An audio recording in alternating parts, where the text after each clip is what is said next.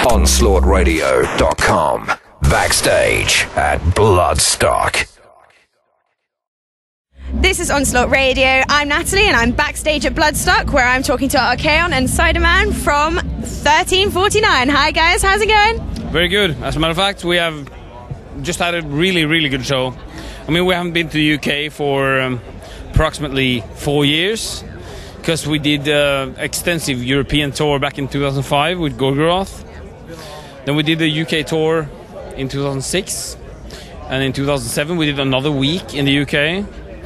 Now we just toured the States since 2006 for real. You know, it's just been States every year, and even twice a year in 2008 and 2010. So it's been a lot of going over, and in addition to that, we just done festivals everywhere in Europe and everything.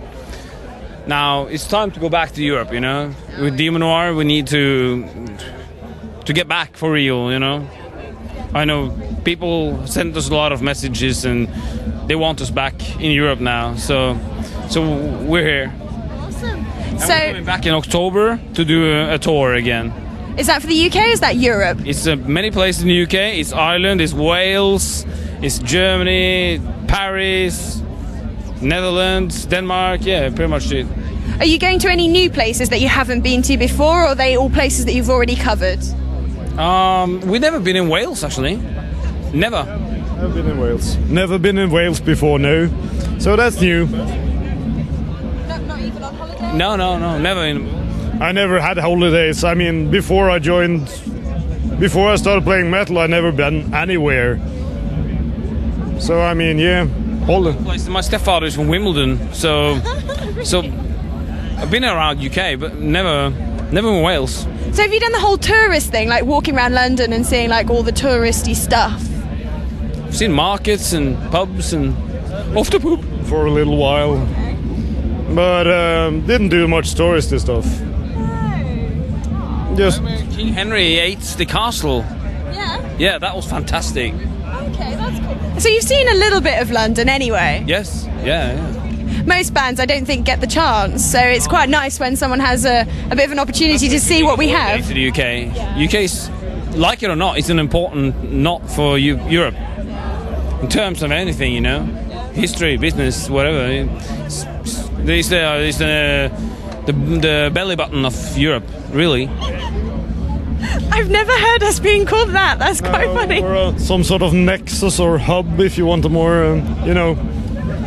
After all, you were the Commonwealth, where a lot of colonies and stuff came together. I'm a little shaky on my history since I've had a lot of that Hobgoblin beer. Sponsor us, Hobgoblin beer. Yes, anyways. But Britain has always historically been important, even though you're a little island off of the coast of Europe. Kind of like Norway is a little place off of the coast of Europe as well, but... And like you said, you guys have been touring around quite a bit. You've been to the UK a good few times, you've been to Europe and you've been to the USA. Do you notice any differences between the ways that fans receive you? Oh, absolutely. I mean, I can easily tell you the best response we get, like in general, the majority of it is the Eastern Bloc Europe. And it must be because they're not oversaturated by bands, you know, they are hungry for live music, really, because a lot of bands don't prioritize to come over there, but they are really enthusiastic. Those people, they're really into what you're doing. Same in USA, since they haven't had much Norwegian black metal coming over. It's a really fantastic experience for us to go over there and be some of the pioneers, you know. Yeah. Is there anywhere that you haven't been yet that you'd quite like to? Japan, therefore we would like to go there, and well, Asia in general we haven't been much, but especially Japan. China's a growing force, so to speak. Of course, that is on the map as well. China, they have the business life is growing, so China's a major economic force on the rise now, so it should be a good idea to kind of break into that market as well. Probably such passionate people as well. We have got friends in Japan that actually travels over to Europe and USA just to come to our shows. That's a long way. Oh yeah, Very long way, so to speak. Awesome. And can you tell me a bit, you released your latest album, was it last year? The latest 1349 album. Yeah, tell me a little bit about the album and what fans can expect from that album. From Demon Noir is, well, the media like to call it back to basics, but I think it's a lot more about that than that, you know? Basics. We've always evolved. So the first one was really rough. It's still quite technical for a first album to be, and the early time we came out. If you could actually hear anything that is playing, it's pretty technical. Beyond the Apocalypse is the album that I'm most proud of. I think you would agree, right? It's the most well-crafted, you can feel the process behind the whole album. The songs are really well-crafted. All members contribute in their own unique ways, and it's the album with probably the most well-done songs in a way. It's very thought through, it's very thorough album. Basically, it's pure passion recorded. Now Hellfire is a continuation of that, but it's got the ingredients of the future as well. It's involvement, but it's at the same time evolution. At the same time as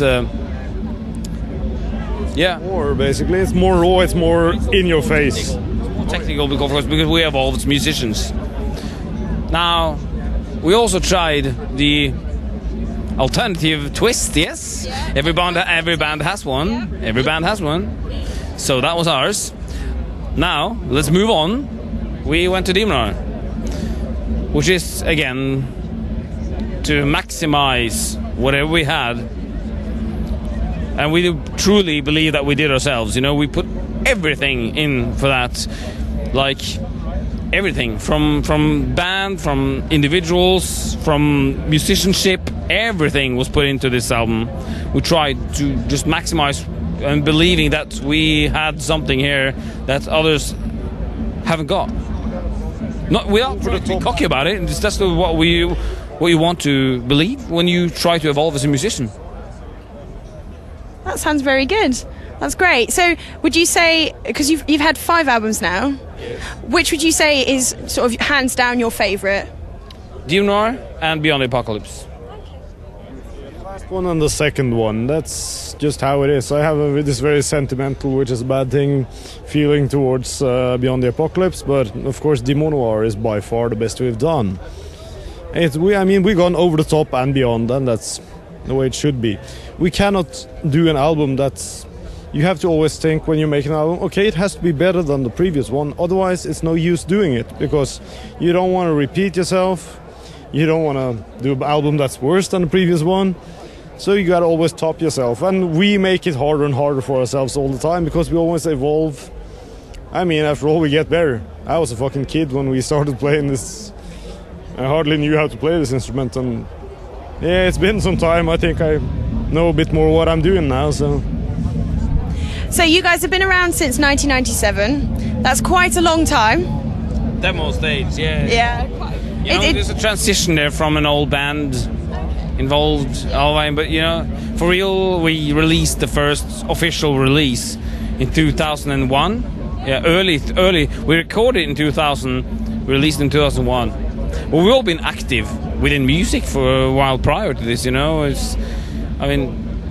we just saw something in black metal that we actually united for, and that was not laid enough focus upon, because at that time black metal as a genre was going more and more against the mainstream melodic, romanticized, synth-based keyboard.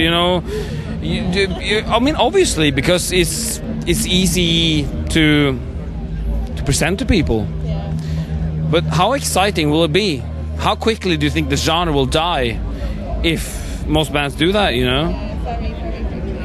What about expanding to try to approach it from a completely different side, to bring out the ugly side of it? That's what we did. Awesome. Well, thank you very much for talking to Onslaught Radio, guys. Pleasure.